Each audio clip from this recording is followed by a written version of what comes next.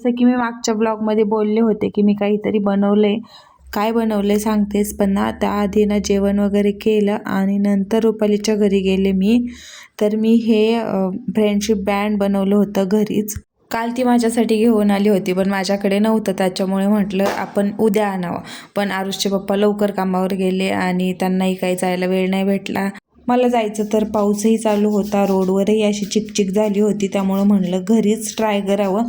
बनवलं मी, कसं झालं होतं नक्की कमेंट करून सांगा. त्यानंतर आहे ना आता हे तिघं एकत्र आलेत म्हटल्यावर धिंगाणा होणं तर साहजिकच आहे. वीरू, विहान आणि आरुष हे तिघं एकत्र असले ना की काही विचारायलाच नको, एवढा गोंधळ असतो ना. त्यानंतर बँड वगैरे बांधलं, असं थोडंफार फोटोज वगैरे काढले आणि त्यानंतर घरी आले. साधी खिचडीच केली होती जेवायला. तर असा होता माझा आजचा दिवस. व्हिडिओ पाहायला आवडला असेल तर नक्कीच चॅनलला सबस्क्राईब करा, लाईक करा, शेअर करा.